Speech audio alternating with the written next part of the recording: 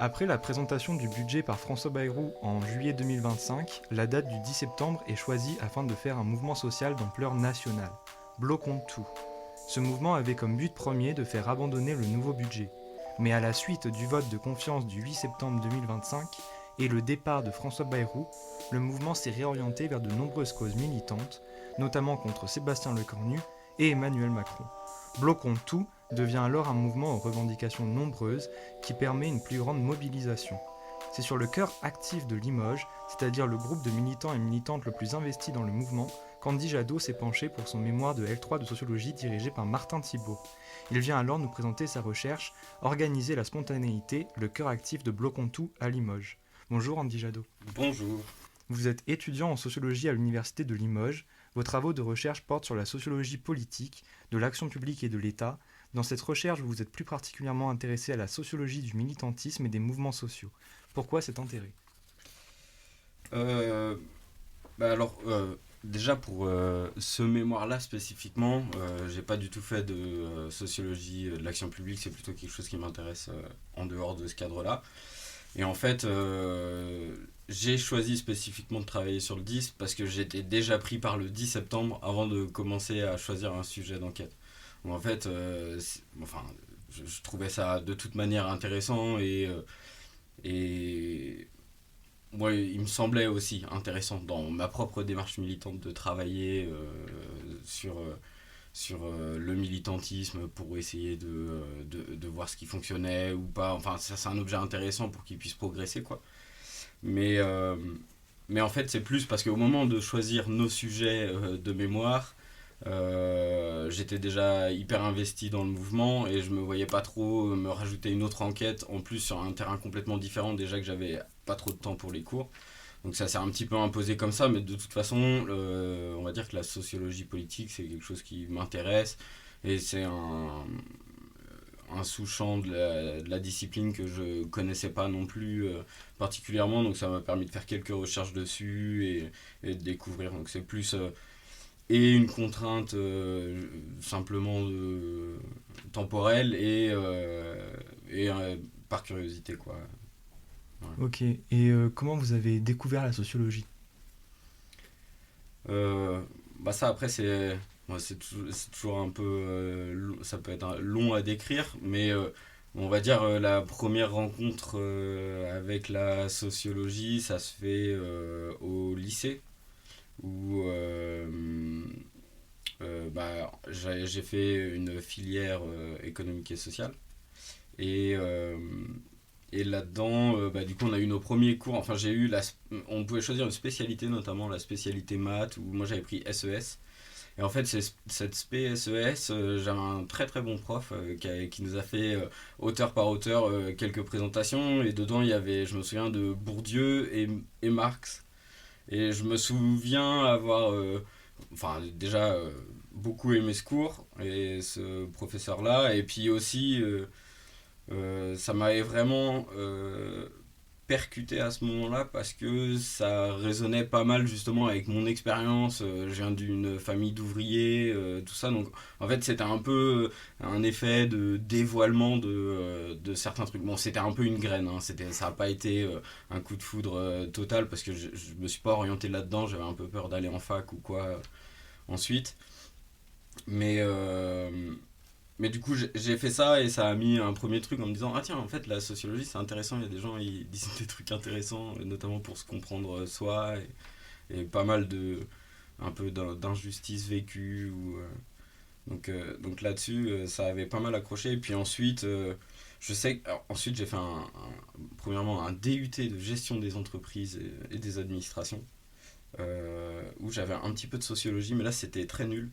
C'était de la sociologie appliquée aux organisations. En fait, on nous apprenait plus à faire un peu des questionnaires marketing pour l'entreprise. Enfin, du coup, là, ça m'avait un peu calmé. Et puis, bon, c'est après je suis parti. J'ai pas vraiment travaillé du tout là-dedans. Je suis parti à l'étranger, tout ça.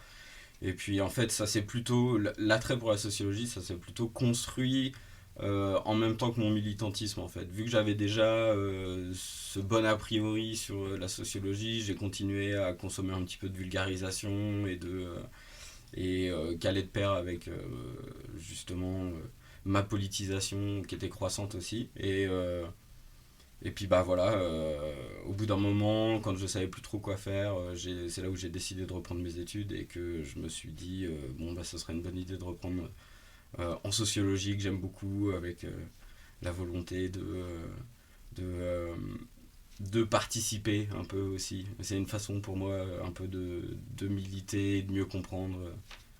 Donc voilà. Et justement, vous militez et vous avez fait une enquête sur le militantisme. Se pose la question de la sociologie et de comment faire de la bonne sociologie quand on est pris sur le terrain. J'ai notamment fait une enquête sur les supporters du CSP. Étant supporter aussi, je me suis posé la question. Et en lisant votre mémoire, j'ai vu, on a cité la même personne pour cette question-là, c'est Jeanne Fabré Saada. Donc comment est-ce que vous, pour votre enquête, vous avez fait pour mettre à distance, enfin pour vous mettre plus à distance, quoi. Ben, comme quoi c'est assez parlant qu'on cite le même auteur aussi, c'est parce qu'on l'a vu notamment l'année Oui, dernière. voilà. Et, euh, et c'est assez marrant d'ailleurs parce que pourtant avec cette autrice, enfin moi c'était un sujet qui m'intéressait pas particulièrement là, parce que c'est un livre qui parle de la sorcellerie en Mayenne notamment. Et en fait elle explique que, enfin c'est quelque chose qui traverse le livre, c'est que parfois pour bien comprendre justement certains mécanismes à l'œuvre, pour comprendre pourquoi les gens font ce qu'ils font, et qui peuvent nous apparaître à nous qui sommes extérieurs à ce que eux vivent, bah en fait il faut aussi engager quoi, il faut y être pris. C'est vraiment la formule qui ressort souvent dans le livre, c'est il faut être pris pour pouvoir bien comprendre en fait. Donc, euh, donc c'est pour ça que moi je trouvais pas ça. Et puis en fait ça se retrouve un peu aussi dans les modestes résultats que j'ai, mais c'est que en fait il y a plein de choses dans cette enquête de ma participation au 10 que j'aurais pas pu voir en tant que sociologue non militant quoi, parce que on apprend plein de choses par la découverte d'un nouveau milieu, mais en fait on manque aussi plein d'éléments juste parce qu'on n'a pas les connaissances suffisantes à ce moment-là, parce que bah, le monde militant, c'est par exemple, il y a plein de codes, de choses un petit peu cachées, et ne serait, enfin, après, il y a même plusieurs dimensions à ça, c'est-à-dire que même Limoges, par exemple, le champ militant localisé de Limoges, il est assez spécifique, il y a ses acteurs, il y a ses groupes, et même moi, au moment de mon arrivée dans le 10 septembre, je ne connaissais pas tous les militants, pas tous les groupes, leur orientation idéologique, tout ça. Et en fait, ça, et on le voit au travers d'autres enquêtés qui étaient encore moins familiers que moi, en fait, il y a pas mal de choses qu'on zappe, quoi, où on passe complètement à côté, parce qu'on n'est pas familier avec le milieu. Mais bon, ça amène aussi, enfin, il me semble que ça amène aussi d'autres, euh, d'autres limites, dans le sens où, en fait, on est tellement familier que parfois, il y a des choses qui nous paraissent des évidences, en fait, et qu'on va oublier de mentionner, ou même auxquelles on va pas prêter attention du tout, mais qui sont pour autant importantes et qui pourraient servir l'analyse. Donc ça, c'est quelque chose aussi dont je parle un petit peu dans le mémoire, où je dis, bon, bah, cette trop grande familiarité, même s'il y a un effort pour justement un peu tout questionner quand même, ça se peut qu'on oublie des choses. Et après, j'imagine que ça implique un peu aussi une autre question, qui est celle de, bah, puisque je suis militant et que moi, par exemple, pour ce cas-là précis, j'ai envie de la réussite du mouvement, euh, est-ce que je vais pas un peu l'idéaliser ou enfin, taire des parties qui seraient un petit peu plus décevantes, enfin d'autres limites quoi, tout un tas de limites au mouvement. Mais au final, ça c'est un peu l'apprentissage aussi de sociologue. Nous, et puis c'est ce qui, je pense, euh, fait qu'on fait de la bonne sociologie, c'est avoir cette capacité justement de réfléchir sur ses propres pratiques, sur ce qu'on produit, sur les effets que ça produit, enfin la réflexivité. Et, et qui normalement assure un petit peu cette prise de distance à ce moment-là. Et par exemple, dans les résultats de Bon Mémoire, je pense que. Enfin, on voit bien que. Déjà, j'essaye pas de parler de réussite du mouvement. Au contraire, y a beaucoup de choses, beaucoup de limites que je pointe et beaucoup de défauts que j'y trouve quoi, à ce truc-là. Donc bon, je pense pas que ce soit complètement déterminant ou alors ce serait pas, je pense, de la très très bonne sociologie. Quoi. Puis ça peut même aider à l'entrée sur le terrain, de connaître Mm. des personnes qui sont militantes. Ouais, ah bah ça c'est sûr. Alors dans mon cas, enfin, euh, dans le cas d'une enquête sur le 10 septembre, il y a plusieurs enjeux qui se croisent au fait d'y être déjà investi. C'est-à-dire que, par exemple, pour avoir des entretiens, c'est quelque chose qui peut être assez délicat si on n'est pas déjà connu en amont ou si on n'a pas fait ses preuves. C'est tout un enjeu. J'ai un peu une partie qui est dédiée à ça et qui montre aussi certains des mécanismes. Mais c'est que, parce que qu'on soit enquêteur ou non d'ailleurs, en fait, il y a un peu une recherche de légitimité quand même dans le mouvement. En fait, où si on doit essayer d'établir des liens de confiance, mais qui sont pas en fait sans rapport à la répression aussi en fait qui est présente dans le mouvement, c'est-à-dire que au, pendant le 10 septembre il y avait constamment à toutes les assemblées générales les renseignements territoriaux qui étaient juste à côté. On sait très bien qu'il y a des indices qui viennent, on est écouté par des voitures de police qui sont juste à côté et, et du coup bah, pour aller vers le cœur actif, qui sont aussi les gens qui peuvent prendre le plus de risques, euh, eh ben, il faut être reconnu comme légitime et en tout cas comme quelqu'un de confiance. Quoi. Sinon, on n'a pas d'entretien, c'est genre juste bizarre si tu fais parler les gens des trucs un peu louches qu'ils ont fait ou répréhensibles. Et ben, eh ben, ils vont pas te donner cette parole-là. Alors que si tu arrives avec un, cette confiance, eh ben, ils vont être beaucoup plus ouverts. Après, ça implique aussi d'autres d'autres limites à ce truc-là. Par exemple, vu que moi j'étais militant et dans une organisation précise, et que à la fin on connaît les orientations, un peu ce que chacun a voulu faire, et voilà. Il y a un peu aussi le risque qu'ils me perçoivent non pas comme un enquêté, voilà, en fait, qu'ils essayent de me persuader de quelque chose, en fait, qui militent pour leur propre cause, leur propre vision de ce qui était le mouvement ou la bonne chose à faire à ce moment-là. Et du coup, bah, ça, il faut aussi savoir l'analyser, quoi, savoir localiser les moments où c'est plus le cas qu'on essaye de convaincre. Donc voilà, je sais plus la question de base, mais Oui, c'était sur le... bah, je ne sais plus non plus. ouais, mais c'est pas grave. Donc, mais au moins, c'était très intéressant. Voilà. Mais le, votre échantillon s'appuie sur le cœur actif. Qu'est-ce que vous appelez le cœur actif du mouvement ? Mhm.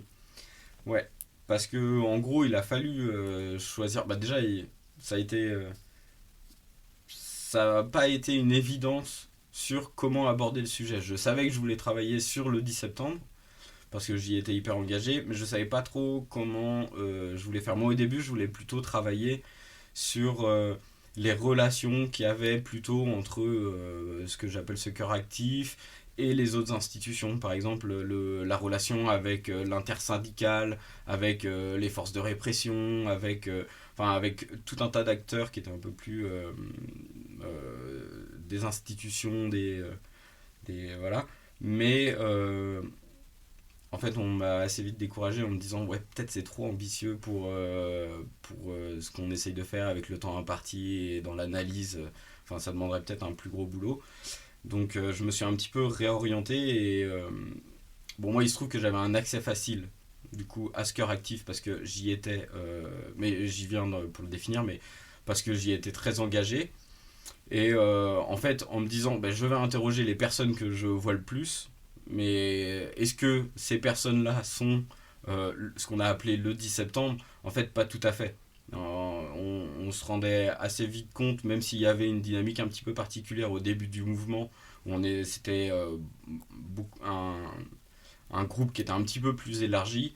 En fait, je me suis surtout concentré sur les gens qui étaient très présents dans les assemblées générales, qui étaient très présents sur les actions pour essayer de faire grossir le mouvement, que ce soit toutes les actions de collage, de tractage, même tout ce qui est niveau organisation, logistique, aller imprimer des tracts et tout ça.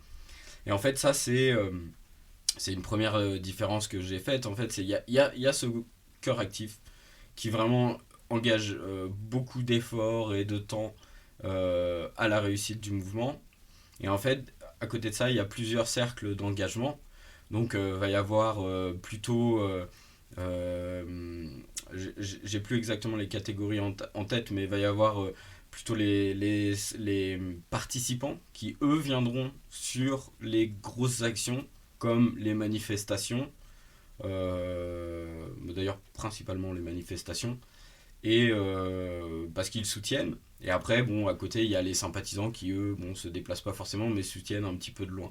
Et en fait, ça marche un petit peu euh, selon des logiques un peu de combien ça coûte aux personnes qui s'engagent et combien ça leur rapporte en fait. Parce qu'il y a un petit peu ça en fait, parce que dans le cœur actif, pour les plus présents, ça représente vraiment beaucoup d'engagement. Il y avait une réunion par semaine qui durait au moins 2 heures, plus 3, 4 trucs à côté à faire, parce qu'on va vite donner des tâches, des missions, où tout le monde s'investissait pas pareil. C'est beaucoup aussi, c'est un peu ça que je voulais observer dans le cœur actif. Mais en tout cas, c'est quelque chose qui coûte plus cher que de juste aller à la manif où on est un petit peu plus consommateur. Là, ça implique une implication qui est beaucoup plus conséquente, plus coûteuse, mais pour les gens dont la vie est tournée autour du militantisme, ou d'autres juste qui vraiment prennent ce moment-là comme un moment d'engagement, et ben ça amène aussi une forme de gratification, quoi. On se sent bien à faire. Il y a un peu ce sentiment de devoir, de nécessité, de s'impliquer en fait, et qui contente d'une certaine manière. Donc c'est ça en fait, c'est surtout cette logique-là des différents cercles d'engagement.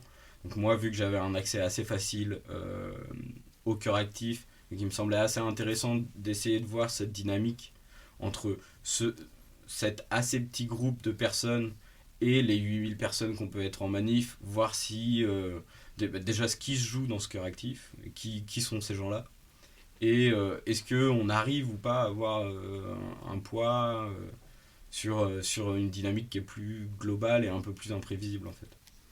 Et pour étudier ce cœur actif, vous êtes appuyé sur des observations, notamment de manifestations, d'assemblées générales ou de blocages, mais aussi sur des entretiens. Comment est-ce que ces observations et ces entretiens se sont déroulés? Mhm. Ben, l'observation participante, ça a été une grosse part déjà de la récolte de matériaux.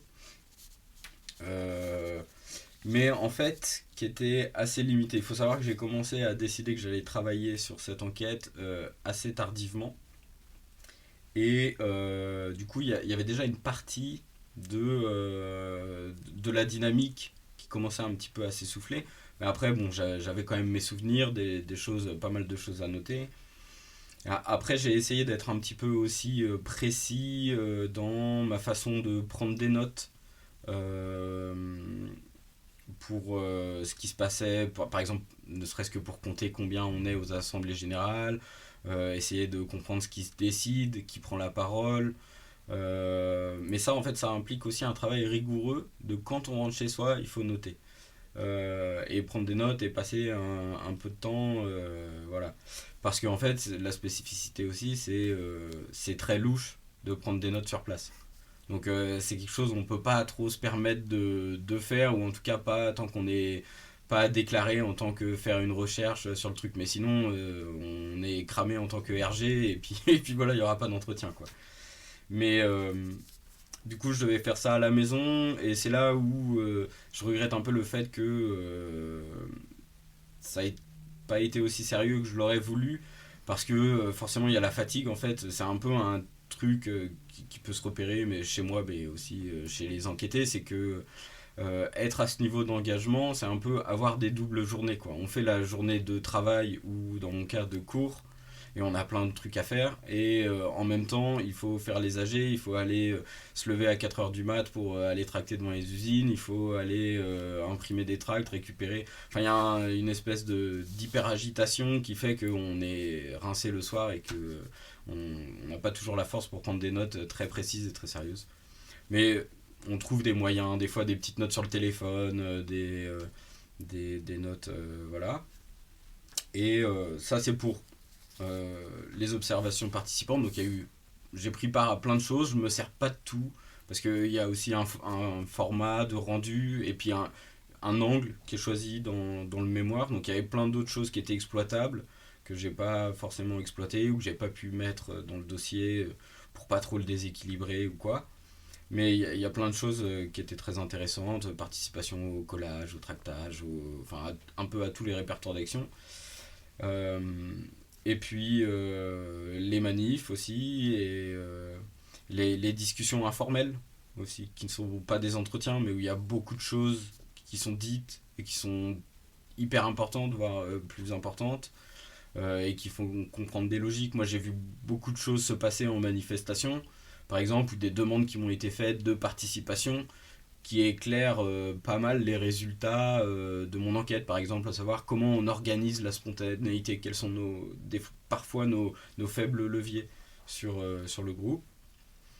Et ça, c'est plutôt pour la partie observation. Et bien sûr aussi, c'est dans ces moments-là qu'on intègre les dynamiques de groupe, comment chacun se parle, comment on est positionné par les autres, comment on positionne les autres. Il y a pas mal de notes à prendre là-dessus. Et après, pour les entretiens, ça s'est bien passé. J'ai pas eu de mal, moi, à négocier plutôt vers la fin mes entretiens, parce que j'étais connu de tous, parce que j'avais aussi une place assez importante dans l'organisation. Et du coup, pas de problème de légitimité, les gens me faisaient confiance rendu à ce niveau-là.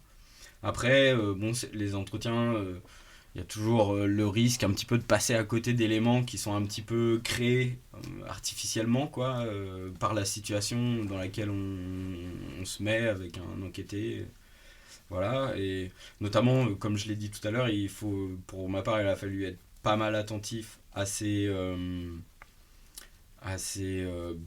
biais, notamment dans le fait qu'on essaye de me convaincre que notre action était la plus légitime, ou essayer d'excuser peut-être un peu, ou justifier en tout cas a posteriori des actions qui ont moins bien marché, ou voilà. Mais c'est des choses qui sont aussi intéressantes à analyser, ce qu'on essaye de me dire dans les entretiens et tout ça. Donc c'était des matériaux qui étaient assez riches. Après, ça reste une enquête très modeste de L3, autour de 6 entretiens, un petit peu d'observation participante. C'est pas, c'est ni une enquête hyper solide qui peut se permettre d'être étendue à tout le reste, quoi. Ça reste une petite enquête assez modeste. Voilà, quoi. Eh ben, on va venir un peu au résultat de cette enquête. Vous montrez qu'il y a un fort capital culturel chez les personnes qui font partie du cœur actif, que notamment ce sont beaucoup d'enseignants ou d'enseignantes, avec des étudiants aussi, que en fait ils ont fait beaucoup d'études dans les sciences humaines et sociales, ce qui peut, selon vous, amener à des dispositions à l'engagement,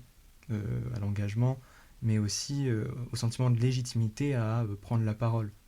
Mhm. Mais c'est vrai qu'au travers des 6 profils que j'ai suivis, ça c'est quelque chose qui ressort. Bon, on pourra peut-être aussi me dire que ça peut être un peu un biais d'échantillonnage. Peut-être que je suis allé aussi auprès des personnes desquelles j'étais le plus proche et desquelles c'était le plus facile de négocier mes entretiens. Ce qui est en partie vrai. Et du coup, qui rebondit un peu aussi avec ma trajectoire à moi. Mais d'un autre côté, c'est aussi enfin, vraiment les gens qui étaient identifiés comme les plus actifs. Donc je pense que il reste quand même une régularité. Et comme je l'ai dit, enfin, je le dis dans le mémoire aussi, c'est au-delà des entretiens, c'est aussi des profils que j'ai pu constater même en dehors des entretiens, quoi. Il y avait d'autres profs que je voyais très bien, c'était des profs, voilà. Donc il y a ça. Donc niveau capital culturel, ça c'est sûr. Il y avait que des étudiants où tous étaient diplômés du supérieur. Alors j'ai plus exactement le nombre, mais il me semble que il n'y a qu'une seule personne sur mes 6 enquêtés qui n'a pas fait de cursus en sciences humaines et sociales. Donc il me semble, des géographes, enfin des cursus de géographie, histoire, sociologie aussi si on compte comme un enquêté. Euh, ouais, et non, je crois, il me semble que c'est tout. Alors après, je crois que j'ai 2 professeurs.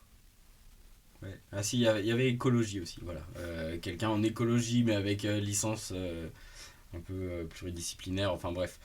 Et du coup, bon, bah, c'est des gens qui ont du capital culturel, ça c'est indéniable. Après, pour le côté sciences humaines, moi là où je dis que je pense que ça amène à des dispositions contestataires, enfin je le suppose, parce que c'est pas quelque chose que je suis allé vérifier, mais il me semble que doit y avoir probablement des travaux là-dessus. Ça rejoint peut-être même en partie certains développements de Julie Pagis, le livre qu'on a dû lire au semestre dernier, qui montre ça en fait, que c'est déjà nous la sociologie ça donne un regard un petit peu critique, mais aussi même dans les par exemple les licences de géographie à Limoges, c'est quelque chose qui ressort assez quand on discute avec des étudiants, c'est qu'ils ont une approche très critique, justement très peu institutionnelle, qui permet... Mais en fait, c'est un peu ça, les sciences sociales, c'est fait pour un peu questionner aussi des évidences, hein. Même en histoire, ça peut souvent être le cas. Alors après, en fait, c'est pas tant la formation de sciences sociales, je pense, qui doit être pris comme vraiment euh, comme le constitutif seul de ces dispositions contestataires. Ça s'inscrit toujours dans une trajectoire, et ça, enfin, on en parle aussi assez au début du mémoire. C'est que il y a souvent des parents militants, il y a souvent en fait des parents qui, même s'ils sont pas militants, qui ont un certain regard critique sur la société, sur les médias, sur les classes dominantes, et qui éveillent un petit peu cette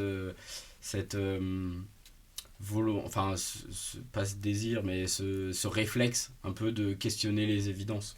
Et je pense qu'il se retraduit notamment dans le choix des disciplines. Donc les sciences humaines, c'est très adapté à ça. Et il me semble que c'est un petit peu pareil aussi quand on décide de faire de l'enseignement, par exemple. C'est aussi une façon qui peut être considérée comme faire à son échelle un peu de militantisme. On forme les futures générations, on insuffle l'esprit critique.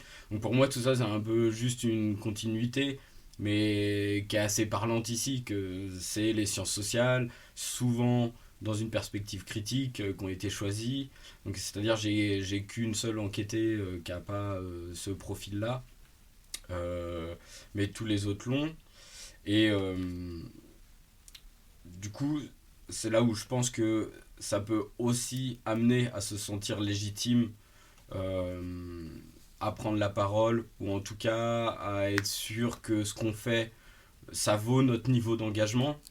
C'est que je pense qu'on peut se dire que on sait que en fait il y en a besoin, c'est quelque chose qu'on étudie, comment par par exemple en sociologie, on nous donne plein de pistes pour voir que justement il y a plein de systèmes d'oppression notamment qu'il faut combattre. Donc tout ça en fait ça participe à une prise de conscience et sauf que nous en plus au travers de ces formations on a du savoir accumulé quoi qui nous fait dire bah oui c'est solide et je me trompe pas à être là quoi. Donc faut que je sois là et voilà et après il y a tous les effets bien sûr de l'accumulation de capital culturel qui fait que bah oui on se sent légitime à parler parce qu'on sait de quoi on parle voilà et puis ça c'est toujours il faut toujours le ramener je pense à la trajectoire et à ce qu'on a traversé dans notre enfance les gens qu'on a fréquentés tout ça mais je pense que vraiment ça pousse à ça quoi et bon après particulièrement pour le cas des profs qui faisait partie de la question aussi c'est que bah, quand on est prof on parle tous les jours tout le temps on a des élèves on a l'habitude d'expliquer des trucs aux gens donc je pense que dans tous les cas au bout d'un moment ça désinhibe de toute façon et ça amène une légitimité voilà après on a l'habitude de vulgariser voilà, on se dit, après il y a aussi en plus tout le côté un petit peu ethos du service public qui je pense participe aussi à prendre des positions radicales à gauche enfin c'est juste pas un phénomène simple mais oui ça se comprend je pense c'est beaucoup d'accumulation qui fait que bah ouais du coup il y a beaucoup de profils assez similaires qui se retrouvent ici et qui résonnent quand même de façon assez proche. Même si après, plus tard, dans mes résultats, on voit que en fait, il y a plein de façons de voir les choses, mais il y a aussi beaucoup de points communs en fait. Oui, parce qu'en fait, le capital, vous parlez de capital militant, en fait, on peut dire qu'il y a une sorte de cercle vertueux. Le capital culturel, si il est investi dans le militantisme, va pouvoir créer du capital militant, parce que dans le militantisme, il y a besoin de parler, notamment durant les AG ou durant les manifestations. Donc les personnes qui auront un capital culturel assez conséquent pourront dès lors répondre aux demandes et donc se constituer un capital militant assez important et qui pourrait convenir dans certains cercles.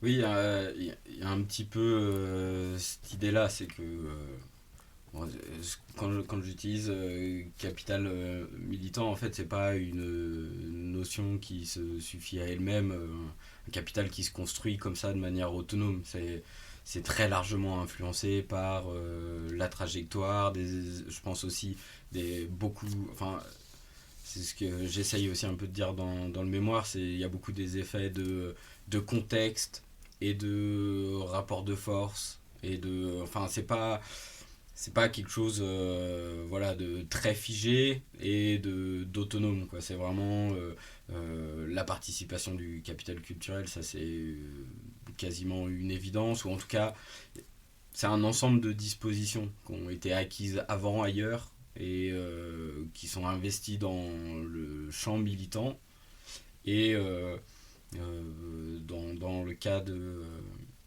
Limoges on voit aussi que bah, c'est aussi localisé quoi parce que en fait le 10 septembre et ces AG particulièrement c'est un moment où le champ militant habituel tel qu'il est composé avec une organisation là qui coopère plus ou moins qui ont des tensions plus ou moins en fait où il se rapproche et il se condense sous l'effet du coup du contexte qui est voilà c'est le 10 septembre c'est la révolution faut qu'on y aille quoi et en fait ça rapproche vraiment tout le monde et ça donne un espace où on se retrouve à tous militer ensemble et où en fait le capital militant qu'on pouvait avoir avant il n'est pas tout à fait vrai il y a beaucoup de nouveaux entrants alors les positions qu'on occupait avant elles sont un petit peu redéfinies parce qu'il y a un peu des nouveaux enjeux et des nouvelles compétitions qui se font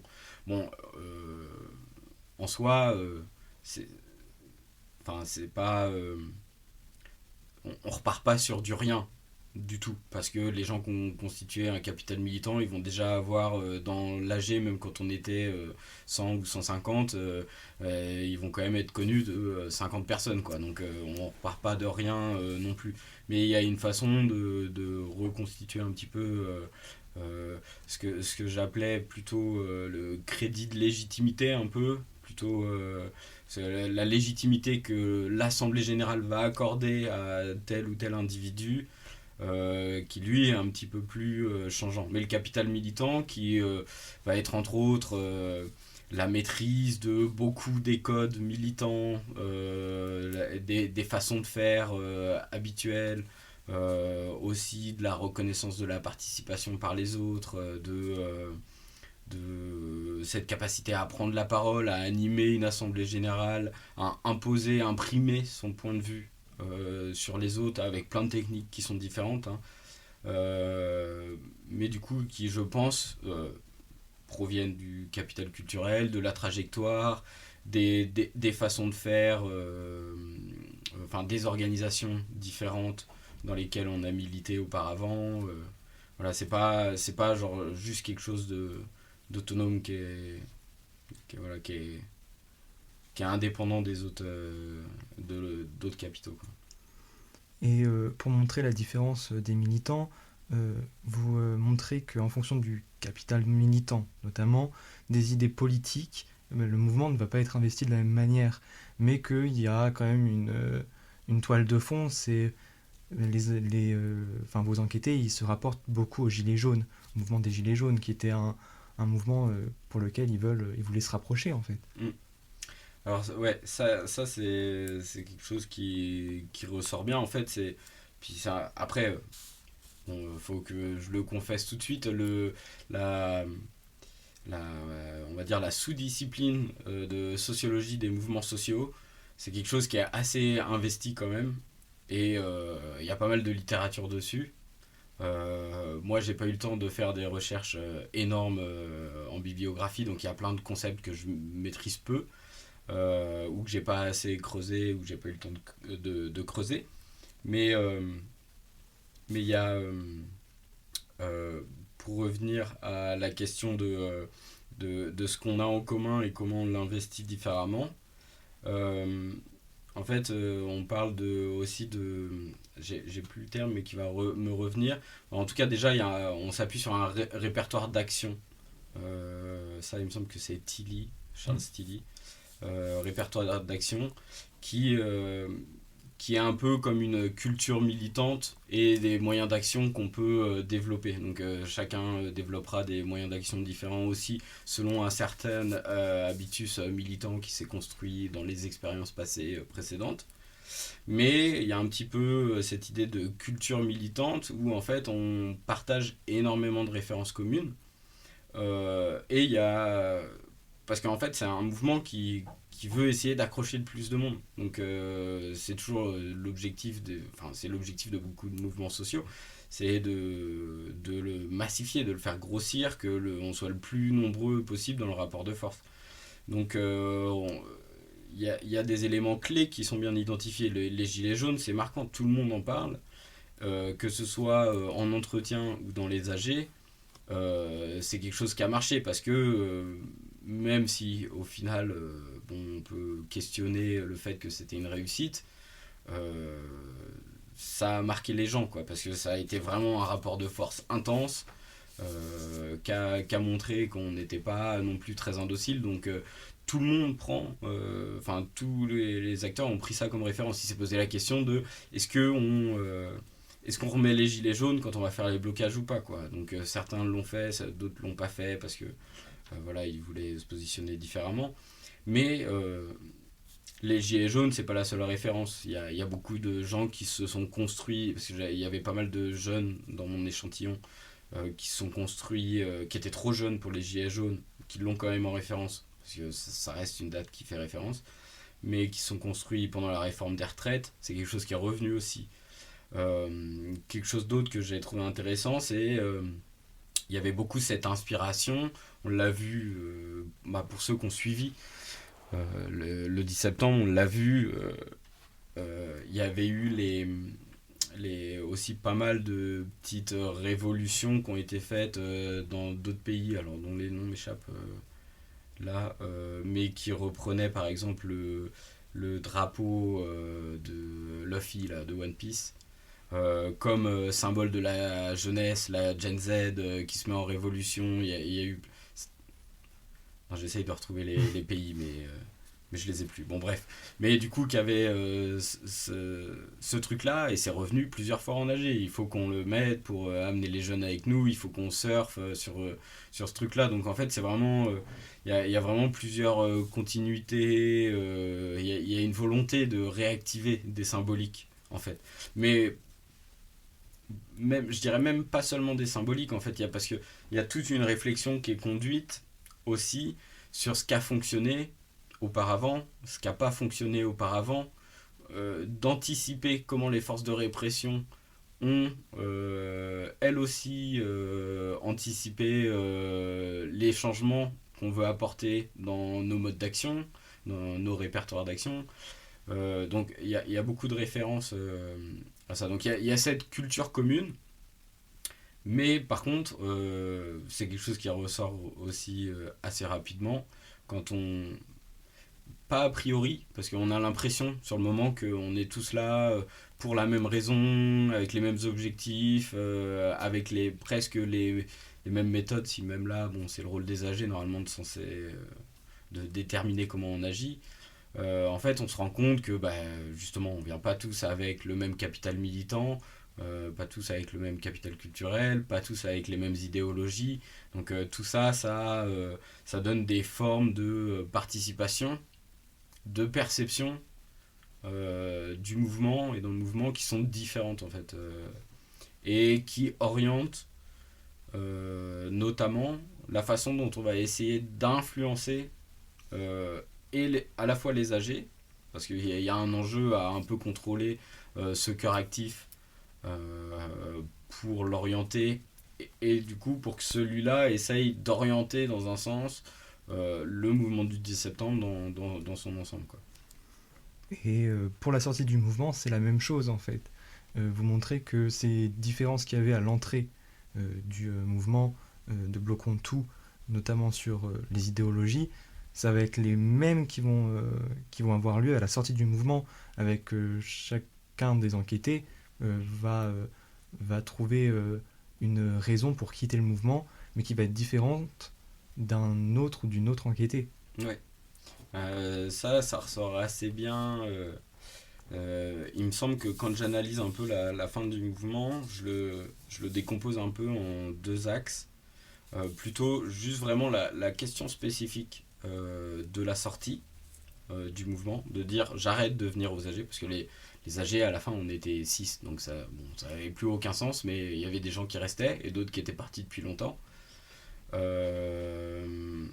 Et du coup essayer de comprendre un peu ça, je reviendrai dessus après.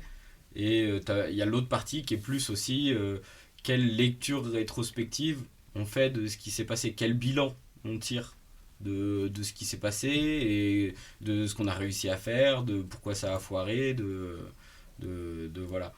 Donc il y a un peu ces deux dimensions-là que j'ai essayé de questionner sur la question de la fin du mouvement. Et dans la question de ce que j'ai appelé l'exit, donc la sortie, il y a plusieurs raisons. Il y a forcément des raisons idéologiques, c'est-à-dire à quel moment on trouve que c'est plus utile d'être là, à quel moment on trouve que l'investissement il est trop grand. Mais en fait, à ce niveau-là, je dirais que c'est plus ces questions qui ont l'air de prédominer un petit peu. C'est qu'est-ce que ça nous coûte d'y investir et qu'est-ce qu'on va y gagner justement en lien avec notre habitus militant, donc c'est-à-dire vraiment notre façon de percevoir le monde selon notre idéologie et aussi le fonctionnement de notre organisation politique dans laquelle on est engagé par ailleurs, pour ceux qu'en ont. Et du coup, d'ailleurs sur ce dernier point, pour ceux qu'en ont, ça c'est par exemple, c'était quelque chose d'intéressant à aller voir, c'est ceux qui ont des organisations ou pas pour continuer ou non. Donc c'est-à-dire que, pour être un peu plus clair, c'est par exemple j'avais le cas d'une enquêtée qui, elle,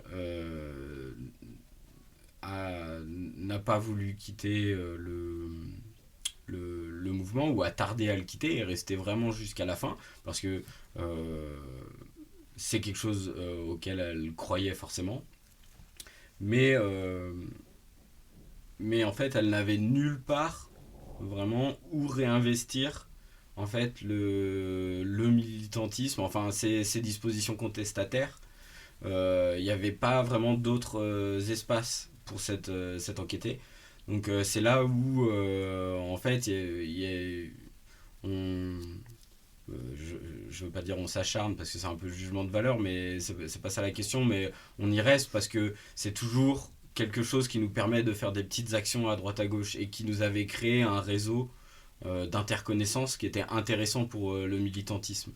Et en fait, ça s'est notamment aussi un petit peu arrêté pour cette personne à partir du moment où elle a pu rejoindre une autre organisation qui correspondait mieux et qui permettait de...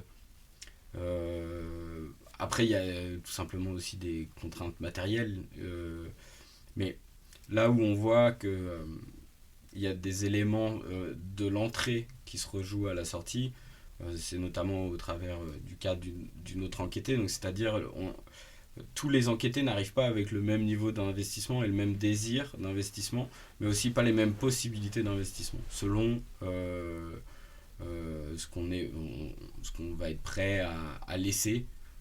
Par exemple, tout le monde ne peut pas se permettre de ne pas aller en cours. Tout le monde ne peut pas se permettre de louper le travail s'il y a besoin, ou tout le monde n'a pas des horaires flexibles, ou voilà, il y a des grosses contraintes d'organisation de temps pour certains. Et en fait, ceux qui ont un engagement quand ils entrent, qui ont déjà un passé militant, ou leur vie est orientée autour de ça, en fait, ça change pas grand chose à leur quotidien, à part le fait que c'est un peu plus intensif, mais c'est quelque chose dont ils sont habitués, et pour eux ça semble un peu une évidence d'être là de toute façon, et à ce niveau d'engagement. Il y a des gens qui sont militants d'une certaine façon, mais nettement moins engagés. Et quand ils y viennent, c'est pareil, ils se disent on va fortement s'investir, mais il n'y a pas le même niveau d'engagement en fait, de fait, quoi. Aussi pour les contraintes matérielles.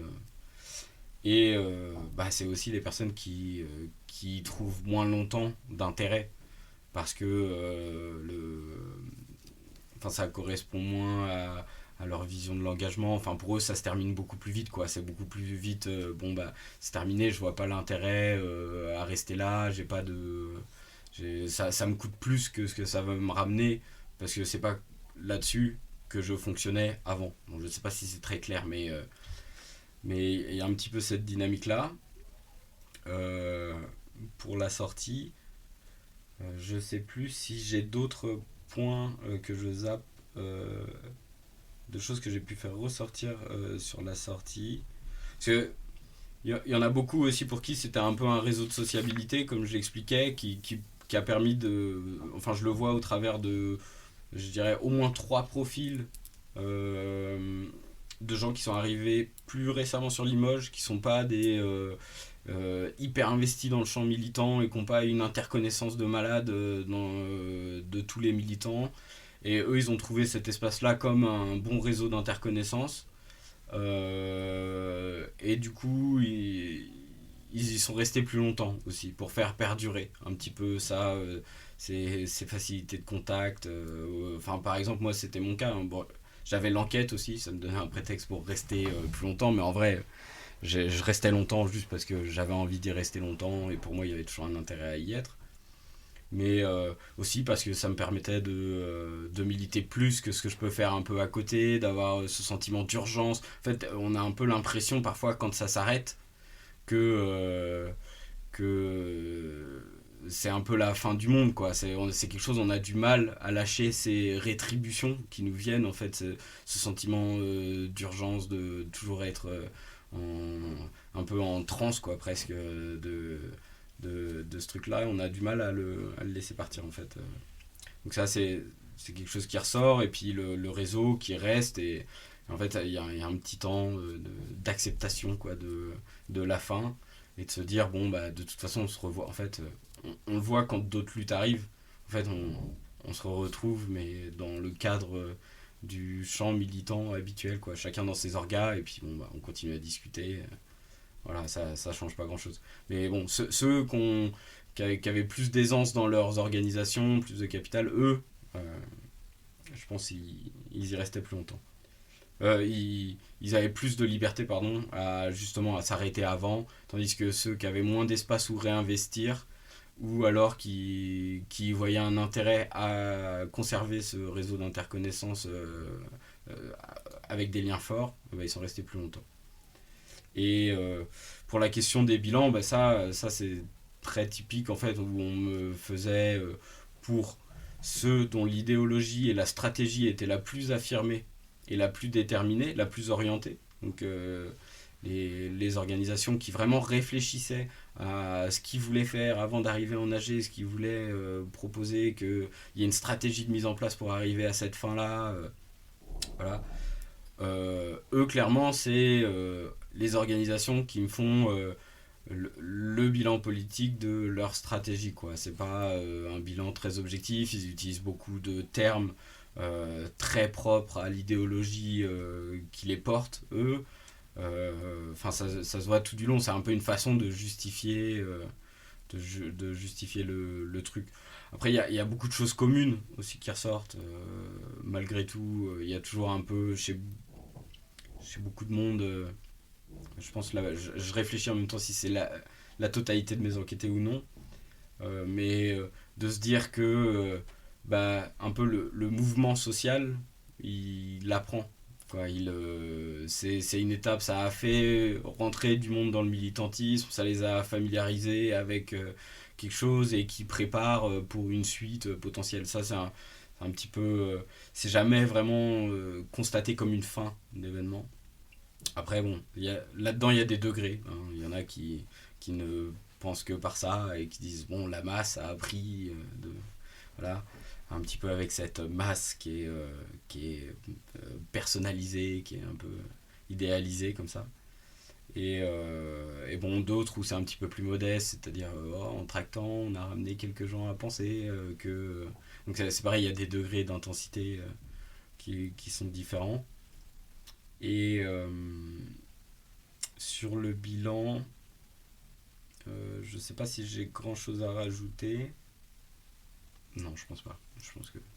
Bah, sinon, on peut parler d'une question qui est quand même assez intéressante, et on en a parlé juste avant le podcast de démarrer, enfin avant de démarrer le podcast. C'était le rapport à la répression que les enquêtés ont, et que vous pouvez avoir aussi par rapport à la restitution de votre enquête. Comment est-ce que eux perçoivent la répression? Parce que vous dites que leur rapport est quand même assez particulier, puisque la répression doit agir comme un indice du bon déroulé en fait du mouvement, dans le sens où le mouvement, s'il fonctionne, va amener de la répression, mais en même temps il faut faire attention quand par exemple là vous venez vous en parler, il faut faire attention de ne pas trop divulguer sur les enquêtés, parce que il y a des risques de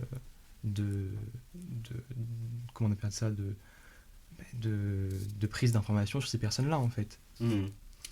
Bah, c'est sûr que la répression, c'est une question qui est centrale. Alors, moi après, je pourrais pas dire.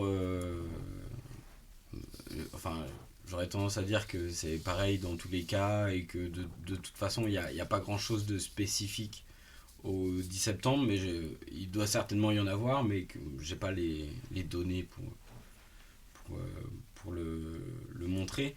Par contre, dans mon enquête et auprès des enquêtés, c'est quelque chose qui.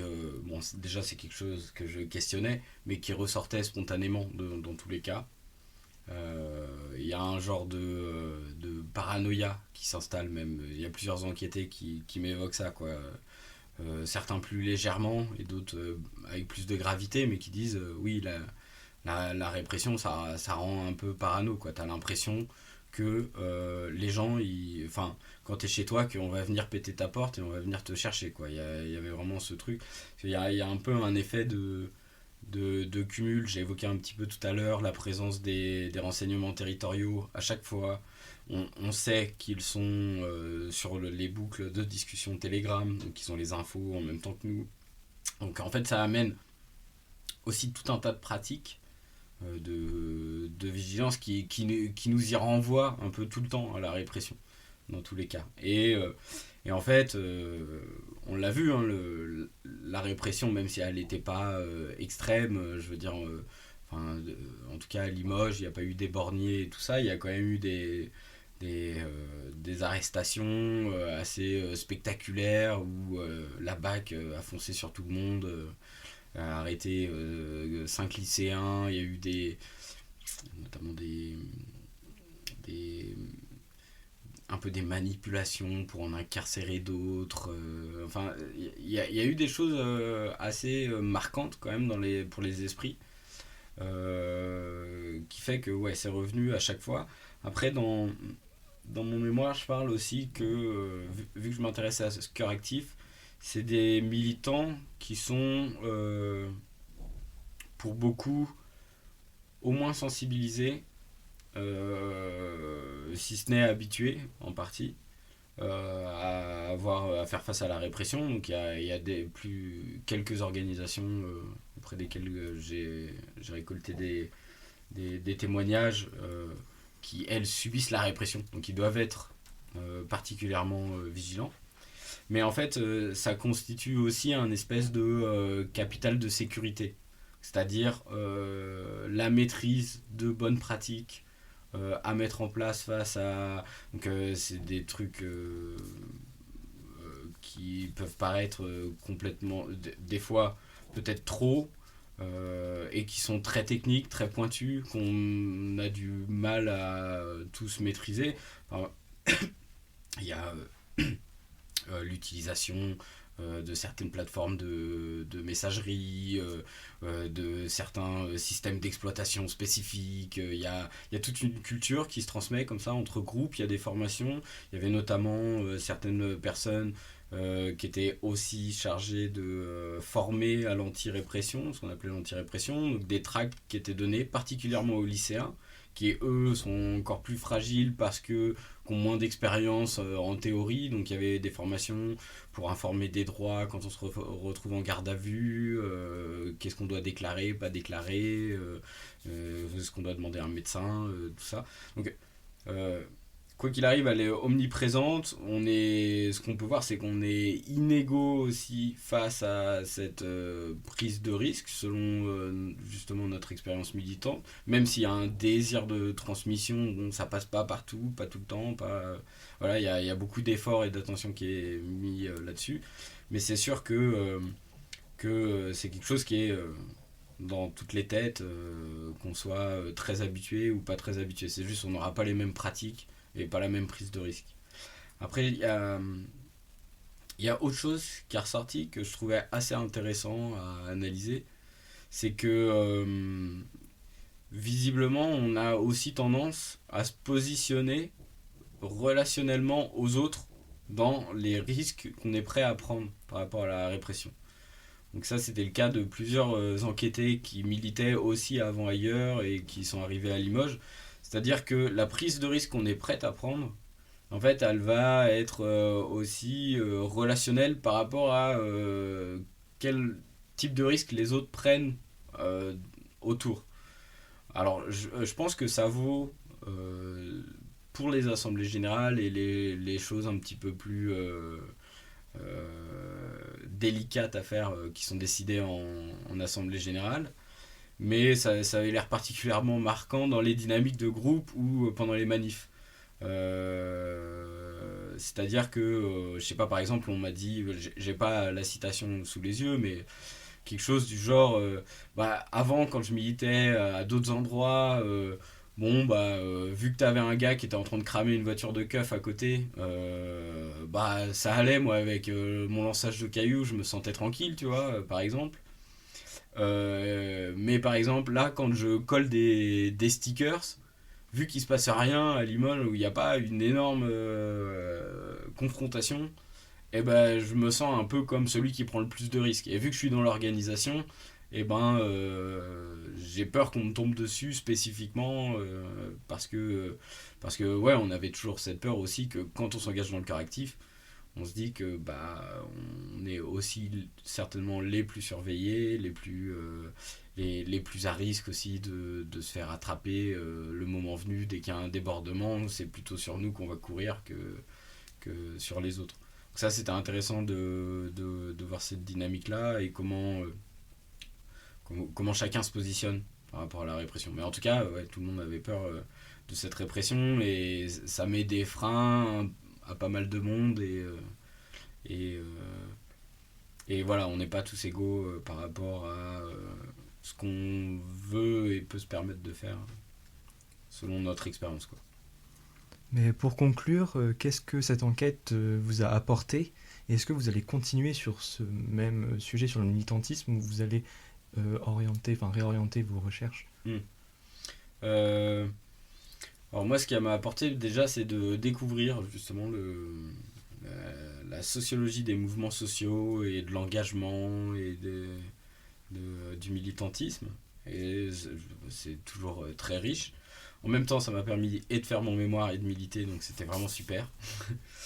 Euh, Après, moi, ce qui était intéressant, c'est que dans le cadre de notre formation, en fait, cette année, il y a beaucoup de choses qui ont été vues en cours que j'ai pu mobiliser dans mon enquête et beaucoup de choses de mon enquête qui résonnaient avec ce qu'on enseignait en cours, donc qui permettaient d'illustrer.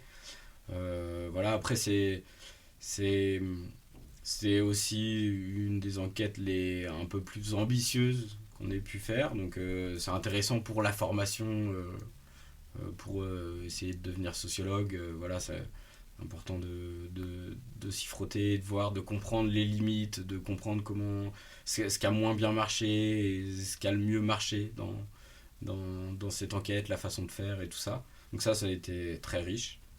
Après, moi, j'ai été un petit peu déçu parce que j'ai produit, parce que je trouve que je dis pas grand chose de très très intéressant. Bon, c'est une enquête qui est modeste, hein, mais c'est aussi par rapport à mon point de vue en tant que militant, mais j'ai l'impression que je dis des banalités. Bah oui, les gens qui ont telle idéologie se comportent de telle façon, et voilà, il n'y a rien de révolutionnaire là-dedans, mais bon, ça a été riche personnellement. Puis il y a un petit peu aussi le fait que mon sujet a un peu tourné et que j'ai un petit peu moins travaillé sur ce que je voulais à la base et un petit peu plus je me suis laissé guider par là où mon enquête me menait. Donc ça, je le regrette un peu, mais et c'est pour ça que je suis pas tout à fait sûr de continuer moi à travailler en sociologie des mouvements sociaux, même si je trouve que ça peut vraiment être intéressant. Là, j'ai un petit peu d'autres projets à essayer. Enfin, je vais essayer d'aller un petit peu plus faire de la sociologie de l'action publique, justement. Donc ce sera un petit peu différent. Mais je m'empêche pas du tout une continuité là-dedans parce que c'était quand même intéressant. J'ai des chances de me retrouver à nouveau en manif, je pense, et dans des mouvements sociaux quand il y en aura. Et du coup, je pense que oui, j'y reviendrai sûrement. En tout cas, ça m'intéresse. Mais là, je vais essayer de faire autre chose pour le mémoire de recherche en master, du coup. Et est-ce que vous avez un article ou un livre qui a marqué votre parcours intellectuel? Oh, ça, c'est la question que j'aurais dû préparer en avance. Ouais, Ça. j'ai oublié de... Non, non, de te la donner. t'inquiète. Un livre ou un article qui a marqué. Hmm. Bah, y en a un que j'ai. Bon, après, il y en a beaucoup qui sont marquants en sociologie aussi, hein, sur des thématiques différentes. Euh, mais j'ai bien aimé, enfin, je l'ai trouvé particulièrement éclairant de lire le 18 Brumaire de Napoléon Bonaparte. J'ai trouvé que c'était une façon de justement de faire une sociologie qui était intéressante, qui est certes un petit peu peut-être plus grossière dans les façons d'approcher, mais en fait qui était éclairante au niveau des dynamiques, justement de comment les rapports de force se jouent et qu'est-ce que ça crée, qu'est-ce que ça a produit. Donc voilà, je citerai celui-là, mais je pourrais en citer d'autres. Enfance de classe par exemple, là hier, c'est très bien aussi pour comprendre la socialisation, c'est comprendre énormément de choses sur soi. C'est très introspectif, tu vois, à la lecture. Je dis peut-être ça parce que c'est ma trajectoire particulière, mais du coup là, dans ce livre-là, Enfance de classe, c'est très fin et en même temps c'est très éclairant. Bon, c'est facile à lire, mais c'est hyper long. Mais du coup, je sais pas si on fait beaucoup mieux niveau pour éclairer ça, quoi, les processus de civilisation et comment on est déterminé des petits en fait, et que on part vraiment pas tous avec les mêmes chances, et qu'il y a plein de tout petits curseurs en fait qui nous prédestinent plus ou moins à certaines conditions. Voilà. J'arrive pas à faire des réponses rapides. Merci Andy Jadot d'être venu. On se retrouve lundi prochain pour un nouveau podcast à 10h. Merci d'avoir écouté, à bientôt. Merci.